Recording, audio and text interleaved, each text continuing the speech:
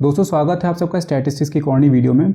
इस वीडियो में हम लोग रिग्रेशन एनालिसिस को आगे कंटिन्यू करेंगे और समझेंगे रिग्रेशन इक्वेशंस और रिग्रेशन कोफिशिएंट्स के बारे में। लास्ट वाली वीडियो में मैंने रिग्रेशन के कॉन्सेप्ट को क्लियर कर दिया था, साथ में रिग्रेशन लाइंस के बारे में भी डिस्कशन लोगों ने वहाँ पर कर लिया था और उसके डिफरेंसेस को, मतलब रिग्रेशन और कोरिलेशन के डिफरेंस को मैंने बता दिया था कि क्या होता है। तो अगर आपने वाला वीडियो नहीं देखा है तो आपको डिस्क्रिप्शन में लिंक मिल जाएगा प्लेलिस्ट का, तो आप वहाँ पर जाकर के स्टैटिस्टिक्स की पूरी प्लेलिस्ट देख लीजिए, उसमें आपको वाला वीडियो मिल जाएगा। यहाँ पर अभी हम लोग समझने वाले हैं कि रिग्रेशन कोफिशिएंट्स क्या होते हैं, रिग्रेशन इक्वेशंस क्या होती हैं। सबसे पहले हम लोग बात करते हैं रिग्रेशन इक्वेशंस की। ठीक है, लास्ट वाली वीडियो में भी मैंने आपको एक हल्का आइडिया दिया था आपको कि रिग्रेशन इक्वेशंस क्या होती हैं। जैसे देखिए यहाँ पर लिखा हुआ है, regression equation is the algebraic expression of the regression lines. जो रिग्रेशन लाइन्स के डिस्कशन हम लोगों ने लास्ट वाली वीडियो में किया था, उन्हीं को जब हम लोग एल्जेब्रिकली प्रेजेंट करते हैं तो हमारी बनती हैं regression equations. It is use to predict the value of the dependent variable from the given value of the independent variable.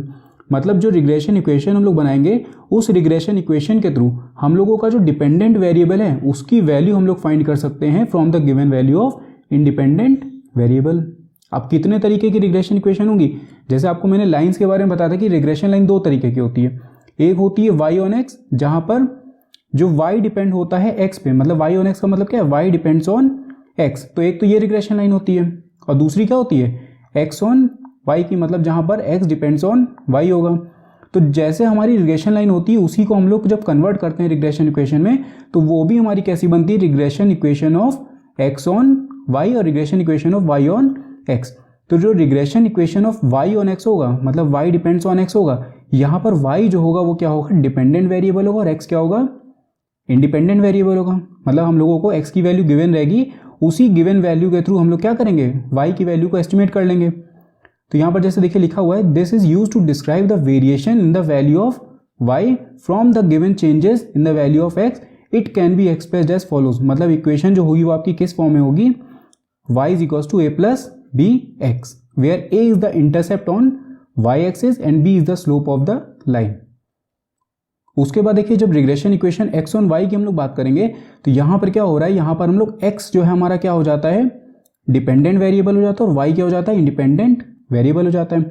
अब यहाँ पर हम लोग x की वैल्यू को फाइंड करेंगे ऑन द बेसिस ऑफ, मतलब x की वैल्यू को हम लोग एस्टिमेट करेंगे on the given value of y, मतलब y की वैल्यू मिल जाएगी, उसके थ्रू हम लोग x की वैल्यू को एस्टिमेट कर लेंगे। अब यहाँ पर ये जो इक्वेशन होगी इसकी ये किस फॉर्म में होगी, x is equal to a plus B y. Same वही है, बस यहाँ पर x की जगह y आ गया है। देखिए जब y ऑन x की बात करते हैं हम लोग, ठीक है, y ऑन x की बात करते हैं, मतलब y जो है वो डिपेंडेंट वेरिएबल, x हमारा इंडिपेंडेंट वेरिएबल है। तो यानी कि हम लोग y की वैल्यू को एस्टिमेट कर रहे हैं on the basis of x। तो यहाँ पर x के साथ में एक लग जाएगा b और प्लस हो जाएगा यहाँ पर a जो होता है वो इंटरसेप्ट को दिखाता है, और b जो होता है वो स्लोप को दिखाता है, और y का जो इंटरसेप्ट होगा वो कहाँ पे होगा, y एक्सिस पे ही होगा। दूसरा अगर x ऑन y की जब हम बात करते हैं, ठीक है, x ऑन y की बात करेंगे तो इक्वेशन कैसी हो जाएगी, x is equal to a plus B y, जहां पर a जो होगा वो इंटरसेप्ट होगा किस पे, x एक्सिस पे, और ये जो b होगा ये क्या होगा, स्लोप। देखिए रिग्रेशन इक्वेशन जब हम ओपन करते हैं तो इस फॉर्म में आती है। यहाँ पर देखिए क्या लिखा हुआ है, x माइनस एक्स का मीन इज इक्वल्स टू, यहाँ पर देखिए regression equation of x on y है। मतलब जब regression equation of x on y हम लोगों को सॉल्व करना होगा तो उसके लिए हम लोग इस इक्वेशन का यूज़ करेंगे। एक और मेथड होता है मेथड ऑफ लीस्ट स्क्वायर, उसका हम लोग किसी और वीडियो में डिस्कशन करेंगे। अभी यहाँ पर हम लोग कोफिशिएंट्स के थ्रू सॉल्व करना सीख रहे हैं। मतलब ये जो होता है हमारा, देखिए यहाँ पर क्या क्या चीज़ें नोन है आपको, पहले इसकी बात कर लेते हैं। ये तो हमारा x एज इट इज़ रहेगा, y भी जो है वो हमारा एज इट इज़ रहेगा। जो अभी हम लोगों ने डिस्कशन किया, इक्वेशन कैसी होगी x ऑन y की, x is equals to a plus B y. मतलब अगर इसको हम लोग थोड़ा सा डिफाइन और करें तो ये होगी x इज इक्वल्स टू, मान लेते a की वैल्यू अगर सपोज यहाँ पर 3 है, प्लस b की जगह पे आ गया 0.4 y, ठीक है। तो ये जो 3 होगा ये इंटरसेप्ट ऑन x एक्सिस हो जाएगा, और ये जो होगा ये स्लोप ऑफ लाइन हो जाएगा, मतलब regression line of x on y। तो इस फॉर्म में आएगा, लेकिन हम लोगों को इसको सॉल्व करने के लिए इस इक्वेशन का यूज़ करना पड़ेगा। मतलब यहाँ पर क्या दिया हुआ है, यहाँ पर ये वाला वेरिएबल और ये वाला वेरिएबल ये तो एज इट इज ऐसे ही रहेंगे। मीन की वैल्यू आप कैलकुलेट कर सकते हैं, ठीक है, मीन की वैल्यू आप कैलकुलेट कर सकते हैं, वाई के मीन की वैल्यू भी आप कैलकुलेट कर सकते हैं। और यहाँ पर एक और चीज़ आपको दिख रही है, ये होता है क्या, ये होता है हमारा रिग्रेशन कोफिशिएंट। अभी वीडियो में हम लोग आगे इसको भी डिस्कस करेंगे। तो ये रिग्रेशन कोफिशिएंट देखिए बी एक्स वाई, तो ये जो रिग्रेशन कोफिशिएंट होता है ये होता है regression coefficient of regression equation of x on y. मतलब यहाँ पर देखिए कैसे आप इसको पता लगाएंगे, बी एक्स वाई, एक्स यहाँ पर देखिए इसके यहाँ पर एक्स जो है वो पहले, इसका मतलब ये एक्स ऑन वाई है। इसको आप पता कैसे करेंगे, एक बार में ये देखिए बी एक्स वाई, तो यहाँ पर देखिए एक्स पहले लिखा है, इसका मतलब ये किसका कोफिशिएंट होगा, ये होगा equation of x on y का। लेकिन यहीं पर जब हम लोग बात करते हैं regression equation of Y on x, तो वो इस तरीके से होगी, वाई माइनस वाई का मीन इज इक्वल्स टू, ये हो गया रिग्रेशन कोफिशिएंट, और यहाँ पर x माइनस एक्स का मीन, सेम उसी का ऊपर जो हम लोगों ने लिखी थी इक्वेशन, उसी को हम लोगों ने थोड़ा सा चेंज कर दिया। अब यहाँ का जो कोफिशिएंट आप देखेंगे वो किस तरह लिखा है, बी वाई एक्स, तो यानी कि बी वाई एक्स, दो वाई अगर पहले आ रहा है तो इसका मतलब ये किसका कोफिशिएंट होगा, वाई ऑन एक्स का। सो आई होप आप लोगों को ये समझ में आ गया होगा कि रिग्रेशन कोफिशिएंट को आप कैसे डिफाइन करेंगे। जब भी लिखा हुआ है बी एक्स वाई, ठीक है, तो जो पहले है वो हमारा क्या है, जो पहले है वो हमारा डिपेंडेंट वेरिएबल, और जो बाद में है वो क्या है, इंडिपेंडेंट वेरिएबल है। यहाँ पर देखिए, यहाँ पर बी वाई एक्स लिखा है, तो इसका मतलब वाई जो पहले लिखा हो वो क्या होगा, डिपेंडेंट, और एक्स क्या हो गया, इंडिपेंडेंट। यानी कि ये वाला जो होगा ये हो जाएगा एक्स ऑन वाई का, और ये वाला जो कोफिशिएंट होगा ये होगा वाई ऑन एक्स का। देखिए ये जानना इसलिए ज़रूरी है कि कौन सा कोफिशिएंट किसका होता है, किस इक्वेशन का होता है, क्योंकि इसके हिसाब से ही आप इसकी वैल्यू को कैलकुलेट करेंगे। मतलब इसका फॉर्मूला थोड़ा सा अलग होगा और इसको कैलकुलेट करने का फॉर्मूला अलग होगा। अब यहाँ पर अगर बात करें तो मीन आपको कैलकुलेट करना आता है, ठीक है, सिग्मा एक्स बाई एन, यहाँ पर इसकी कैलकुलेट करेंगे तो सिग्मा वाई बाई एन, तो ये तो कैलकुलेट करना आता है। लेकिन यहाँ पर ये जो कोफिशिएंट कैलकुलेट करते हैं इसके लिए हम लोग अलग अलग फॉर्मूलाज का यूज़ करते हैं, अभी हम लोग उसको भी डिस्कस करेंगे, ठीक है। तो इसीलिए मैंने कहा कि ये चीज़ देख लीजिए कि किसका कोफिशिएंट किस इक्वेशन का होता है। अब अगर देखिए इसमें हम लोग बात करें तो ये वाला देखिए ये किसकी लाइन है, y is equals to 3 + 2x, तो अगर y यहाँ पर लिखा हुआ है और x के साथ में देखिए कोई वेरिएबल लगा हुआ है, तो यानी कि ये किसका होगा, y ऑन x का होगा। मतलब ये लाइन हमारी कौन सी है, ये है regression line of y on x। तो यहाँ पर देखिए जो 3 है, 3 ये किसको डिपेक्ट कर रहा है, a को वो कर रहा है, डिपेक्ट कर रहा है, और जो 2 है ये किसको डिपेक्ट कर रहा है, b को दिखा रहा है। तो यहाँ पर a जो होगा, मैंने कहा था कि वो क्या होता है, इंटरसेप्ट ऑन y एक्सिस। अभी कोई अगर लाइन हमारी y ऑन x है तो यानी कि ये इंटरसेप्ट जो होगा किस एक्सिस पे होगा, y एक्सिस पे। तो देखिए यहाँ पर ये दिख रहा है आपको 3, तो a इज इक्वल टू 3 क्या हो जाएगा, इंटरसेप्ट हो जाएगा ऑन y एक्सिस, और b जो है वो क्या हो जाता है, 2 इज इक्वल टू स्लोप हो जाएगा। मतलब जितना ज़्यादा ये बढ़ता जाएगा ये उसकी पोजीशन को लाइन की चेंज करता जाएगा, तो ये होता है स्लोप इसका। अब कोफिशिएंट्स की हम लोग बात कर लेते हैं। अभी हम लोगों ने देखा कि दो तरीके के कोफिशिएंट्स होते हैं, एक होता है x y b x Y, और एक होता है बी वाई एक्स। तो रिग्रेशन कोफिशिएंट क्या होता है, it is an algebraic measurement of the slope of regression line, ठीक है। जो अभी हम लोगों ने देखा, ये देखिए यहाँ पर ये जो 2 लिखा हुआ है, ठीक है, ये क्या था हमारा, स्लोप को दिखा रहा है, ठीक है, और स्लोप ही हमारा क्या था, रिग्रेशन कोफिशिएंट था, ठीक है। तो यहीं पर हम लोगों ने कहा कि ये जो algebraic measurement of the slope, मतलब स्लोप का एल्जेब्रिक मेजरमेंट जो होता है उसको हम लोग बोलते हैं regression coefficient. It indicates that if there is a unit change in the value of one variable then what will be the average change in the value of other variable. मतलब अगर जो हमारा y है, ठीक है, y on x की अगर हम बात करें तो y में अगर एक यूनिट चेंज आता है, यूनिट चेंज का मतलब अगर हम उसको एक यूनिट चेंज करते हैं, प्लस करते हैं, माइनस करते हैं, तो what will be the average unit change in other variable, ठीक है। तो यहाँ पर ये चीज़ बता रहा है। अब हम लोगों ने पहले देख लिया कि अगर 2 रिग्रेशन इक्वेशंस होंगी तो उनके लिए हमारे पास में 2 रिग्रेशन कोफिशिएंट्स भी होंगे। मतलब अगर हम regression equation of x on y की बात करते हैं तो हमको रिग्रेशन कोफिशिएंट कैसा मिलेगा, बी एक्स वाई, और अगर हम वाई ऑन एक्स की बात करते हैं तो हमको कोफिशिएंट कौन सा मिलेगा, बी वाई एक्स। इसको कैलकुलेट करने के फॉर्मूले देखिए, थोड़े से कॉम्प्लिकेटेड आपको लगेंगे लेकिन फॉर्मूले बहुत ईजी होते हैं इसके।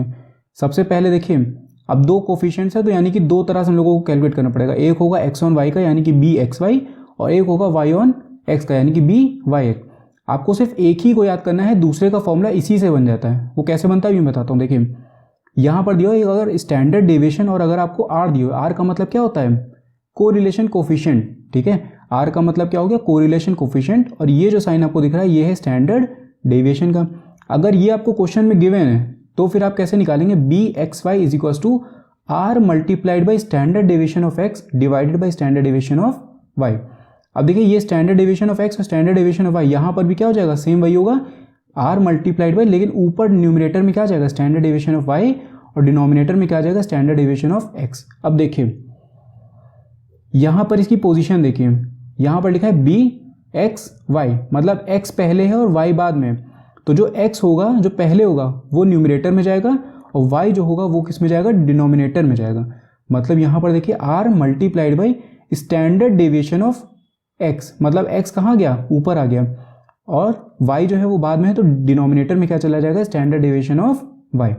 दूसरी चीज़ यहाँ की अगर बात करें तो यहाँ देखिए बी वाई एक्स, तो y न्यूमरेटर में और डिनोमिनेटर में क्या चला जाएगा जो लास्ट में। ठीक है, तो इस तरीके से हम लोग इसके फॉर्मूले को चेंज कर सकते हैं। मतलब जहाँ पर हमको x निकालना है, ये बी एक्स वाई है, वहाँ x को ऊपर रख देंगे और जहाँ पे ये बी वाई एक्स है वहाँ पे y को ऊपर रख देंगे। दूसरा फॉर्मूला इसमें दिया होगा अगर डेविएशन से आपको निकालना हो, ठीक है, जहाँ पर हम लोग dx से निकालते हैं। तो if deviations are taken from actual mean, अगर आप डेविएशंस एक्चुअल मीन से निकालें तब आपका फॉर्मूला क्या हो जाएगा sigma dx multiplied by dy। मतलब यहाँ पर dx आपको निकालना है और dy निकालना है। dx कैसे निकलेगा यहाँ पे, अब एक्चुअल मीन से निकालना है, तो dx हो जाएगा dx is equals to x minus x का मीन, और dy क्या हो जाएगा dy is equals to y minus y का मीन। तो sigma dx into dy divided by, अब नीचे देखिए सिग्मा dy का स्क्वायर। अब देखिए लास्ट में यहाँ पे y दिख रहा है आपको, तो लास्ट में y है तो डिनोमिनेटर में क्या चला जाएगा सिर्फ y आएगा। बात करें इसकी फॉर्मूले की दूसरे वाले उसकी इक्वेशन की, तो यहाँ पे न्यूमरेटर देखिए सेम है, न्यूमरेटर दोनों का एज इट इज सेम है, लेकिन डिनोमिनेटर चेंज हो गया। डिनोमिनेटर क्या हो जाएगा ये हो जाएगा। सिर्फ ये फर्स्ट वाले फॉर्मूले को छोड़ करके, जो फर्स्ट वाला हम लोगों ने पढ़ा था, इस फॉर्मूले को अगर आप छोड़ दीजिए तो इसके बाद जितने भी फॉर्मूले हैं उन सब में आपका जो न्यूमरेटर होगा वो सेम होगा, लेकिन डिनोमिनेटर जो होता है वो चेंज हो जाता है डिपेंडिंग ऑन कौन सा कोफिशिएंट आप निकाल लो। अगर आप कोफिशिएंट निकाल लो बी एक्स वाई, मतलब जहाँ पर x डिपेंड्स ऑन y है, तो वहाँ पर डिनोमिनेटर में y का कोफिशिएंट मतलब y की वैल्यूज आएंगी, और जहाँ पर बी वाई एक्स है वहाँ पर x की वैल्यूज आएंगी। ठीक है, तो ये आप लोगों को समझ में आ गया होगा। यहाँ पर देखिए इसको छोड़ दीजिए, बस इसको छोड़ करके बाकी जितने भी होंगे उनमें सब में न्यूमरेटर जो है वो सेम होगा। तो ये हम लोगों ने देख लिया। यहाँ पे dx कैसे निकलेगा x माइनस मीन, dy कैसे निकलेगा y माइनस मीन, सेम यहाँ पर भी यही चीज़ होगी। यहाँ पर डिनोमिनेटर में क्या आ जाएगा सिग्मा डी का dy का होल स्क्वायर, सॉरी dy का स्क्वायर, मतलब आप dy निकालेंगे और dy का निकालने के बाद उसका dy का स्क्वायर करेंगे। ठीक है, उसके बाद फिर उसका सम करेंगे, मतलब पहले आपने dy निकाला, dy का स्क्वायर किया, उसके बाद फिर उसका समेशन करेंगे हम लोग, होल स्क्वायर नहीं है। ठीक है, इसका आप ध्यान रखिएगा। तो ये होगा बी एक्स वाई, तो y बाद में है तो इसका मतलब डिनोमिनेटर में y आ जाएगा। यहाँ पर बात करें तो यहाँ पर x अगर है तो यहाँ पर x आ जाएगा। तभी मैंने कहा कि आपको एक तरफ का फॉर्मूला बस याद रखना है, एक कोफिशिएंट का आप याद रखें, दूसरे का आप खुद से बना सकते हैं। अब देखिए अगर डेविएशंस आपने एक्चुअल मीन से निकाला वो हम लोग देख लिया। अब हम लोग अगर डेविएशन निकालते हैं अज्यूम मीन से, मतलब अगर हम शॉर्टकट मेथड का यूज़ करते हैं, तो वहाँ पर क्या हो जाएगा, वहाँ पर dx कैसे निकलेगा, dx हो जाएगा x माइनस ए का मतलब हो जाता है अज्यूम मीन फ्रॉम x, और dy कैसे निकलेगा, dy निकलेगा y minus assume mean from y। तो यहाँ पर देखें बी एक्स वाई। अब इस फॉर्मूले को देखिए, देख करके आपको याद आ रही होगी कोरिलेशन कोफिशिएंट की, n multiplied by sigma dx into d y minus sigma dx into sigma dy divided by, बस डिनोमिनेटर चेंज है, मतलब वहाँ पर हम क्या करते हैं, वहाँ पर हम रूट लगा देते हैं, साथ में इसको भी ले लेते हैं, मतलब ये पूरा ये जो ये वाला पार्ट है ये पूरा होल में आ जाता है। जैसे अगर उसके फॉर्मूले की बात करें तो वहाँ पर क्या होता है, r is equals to n sigma dx dy minus sigma dx into sigma dy।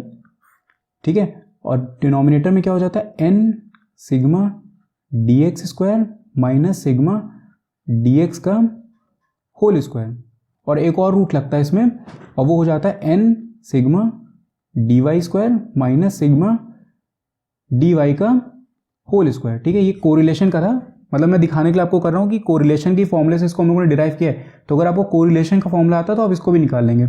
Numerator देखिए, न्यूमरेटर कोरिलेशन कोफिशिएंट और इसका रिग्रेशन इक्वेशन का सेम टू सेम है। डिनोमिनेटर में बस चेंज क्या आ गया, डिनोमिनेटर में जैसे देखिए यहाँ पर आपको दिख रहा होगा बी एक्स वाई है, तो यहाँ पर लास्ट में क्या है, लास्ट में क्या है, यहाँ पे ये देखिए लास्ट में y है। ठीक है, तो y है तो इसका मतलब हम लोग इसको उठाएंगे यहाँ पे, और इसका जो रूट है वो हटा देंगे, बस ये चेंज किया और कुछ हमने चेंज नहीं किया। यहाँ पर देखिए सेम वही फॉर्मूला लिखा हुआ है, n sigma dy square minus sigma dy का होल स्क्वायर। कोरिलेशन होता तो यहाँ पे रूट लग जाता और साथ में इसके x भी आ जाता है, लेकिन जब हम लोग रिग्रेशन की बात करेंगे तो यहाँ पर सिर्फ डिनोमिनेटर में ये आएगा। दूसरी बात अगर इसकी करते हैं हम लोग बी वाई एक्स की, तो यहाँ पर न्यूमिनेटर मैंने कहा कि सेम होगा, डिनोमिनेटर में चेंज हो जाएगा। तो डिनोमिनेटर में जहाँ पे आप वाई लगा रहे थे वहीं पर अब आप क्या लगाएंगे, एक्स लगा देंगे, क्योंकि यहाँ पे लास्ट में क्या है, एक्स है। ठीक है, फॉर्मूला आप लोगों को समझ में आ रहा होगा, कोई इसमें दिक्कत की बात नहीं है। न्यूमिनेटर सब में सेम है, देखिए यहाँ पर भी सेम है, यहाँ पर भी न्यूमिनेटर कैसा है, सेम है। पीछे की अगर बात करते हैं हम लोग यहाँ पर इसकी, तो यहाँ पर भी देखिए फॉर्मूला जो न्यूमिनेटर है वो सेम है, डिनोमिनेटर बस चेंज हो गया, डिनोमिनेटर जो लास्ट में है उसकी वैल्यू आ जाएगी।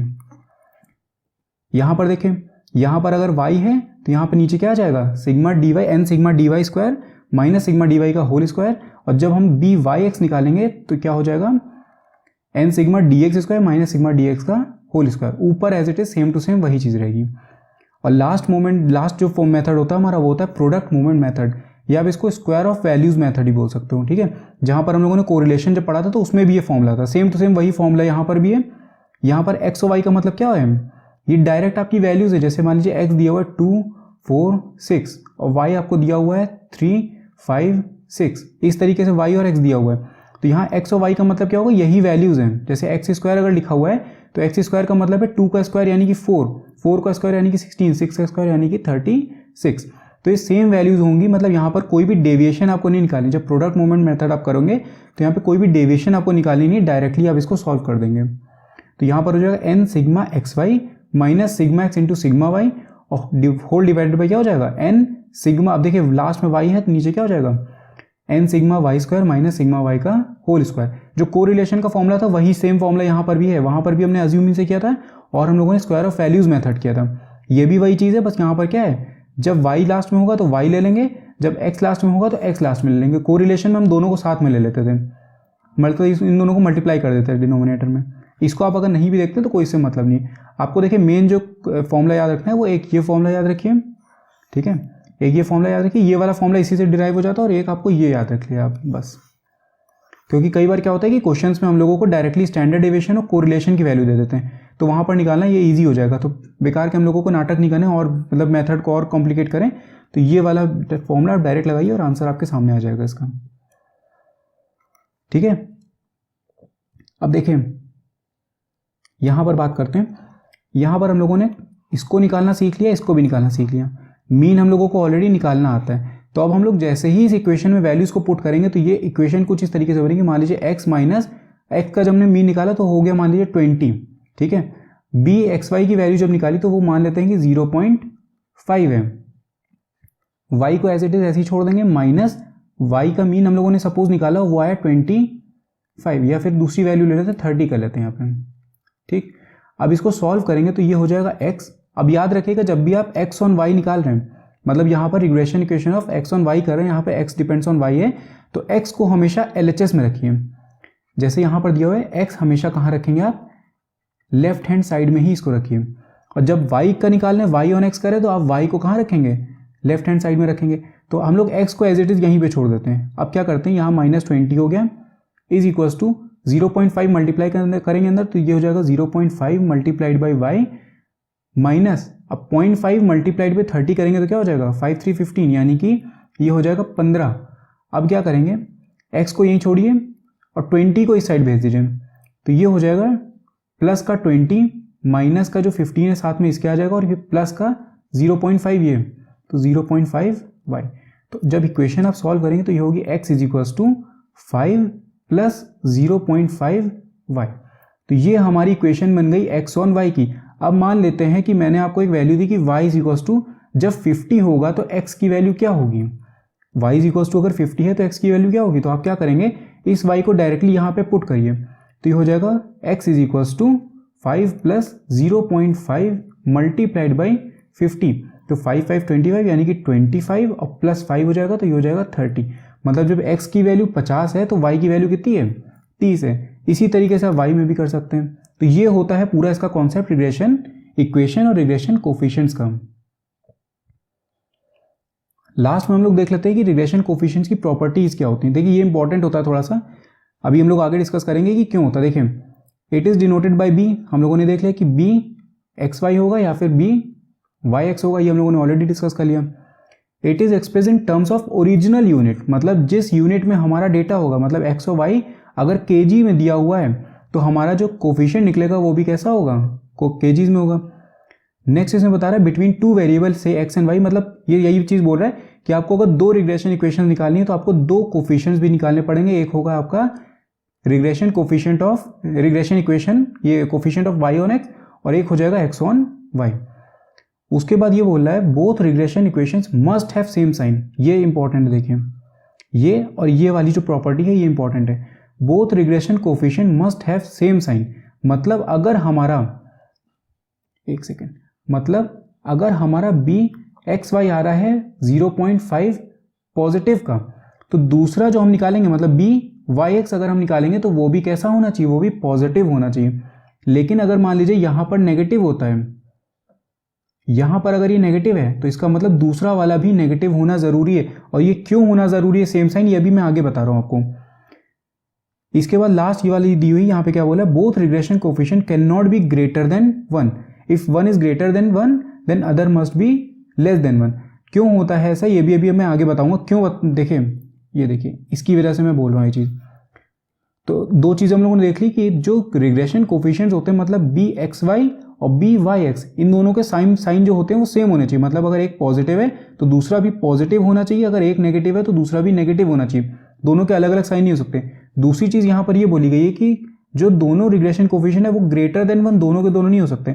अगर मान लीजिए बी एक्स वाई हमारा क्या आ रहा है, बी एक्स वाई अगर हमारा आ रहा है 1, तो दूसरा वाला जो कोफिशिएंट है वो लेस देन 1 होना चाहिए, और ये चीज़ सेटिस्फाई होनी चाहिए। यहाँ पे ये जो इक्वेशन दी हुई है मतलब बी वाई एक्स मल्टीप्लाइड है b x y is less than और इक्वल्स टू 1, मतलब इन दोनों को जब हम मल्टीप्लाई करेंगे तो ये 1 से ज़्यादा नहीं हो सकते। मतलब 1 के या तो बराबर हो, इन दोनों को जब आप मल्टीप्लाई करोगे, इन दोनों कोफिशिएंट को जब आप मल्टीप्लाई करेंगे तो या तो ये दोनों 1 के बराबर हो या 1 से कम हो, इससे 1 से ज़्यादा नहीं हो सकते। और क्यों नहीं हो सकते ये देखिए, ये है रीज़न। जो साइंस का और जो इसका 1 से ग्रेटर का अभी हम लोगों ने डिस्कस किया, उसका रीज़न ये इक्वेशन है। The geometric mean between the two regression coefficient is equals to the coefficient of correlation. जो आर होता है वो हमारा क्या होता है, कोरिलेशन कोफिशिएंट होता है। तो R is equals to under root of, मतलब geometric mean of both the coefficient, मतलब multiplied by B x Y और ये बी एक्स वाई, इन दोनों को मल्टीप्लाई कर देंगे। अब देखिए अगर मान लीजिए बी एक्स वाई जो हमारा था वो पॉजिटिव था, अगर ये हमारा पॉजिटिव है और ये जो था ये हमारा नेगेटिव हो जाता है, तो इसका मतलब अंडर रूट में आपको क्या मिलेगा, नेगेटिव साइन मिलेगा। और जब भी अंडर रूट में नेगेटिव साइन होता है तो उसका कोई भी मतलब नहीं होता है, तो इसीलिए आंसर आपका निकल नहीं पाएगा, उसका कोई मतलब ही नहीं होता है मैथ्स के अंदर। तो इसीलिए हम लोगों ने कहा कि दोनों के साइन कैसे होने चाहिए, सेम होने चाहिए। तो अगर ये पॉजिटिव है और ये वाला भी पॉजिटिव है तो कोई दिक्कत नहीं है। अगर मान लीजिए ये वाला नेगेटिव है और ये भी नेगेटिव है, तो जब आप इन दोनों को मल्टीप्लाई करोगे तो आंसर क्या हो जाएगा, पॉजिटिव हो जाएगा। ठीक है, तो इसीलिए इन दोनों के साइन जो होते हैं वो सेम होने चाहिए। दूसरी चीज़ एक और, ग्रेटर देन 1 नहीं होना चाहिए।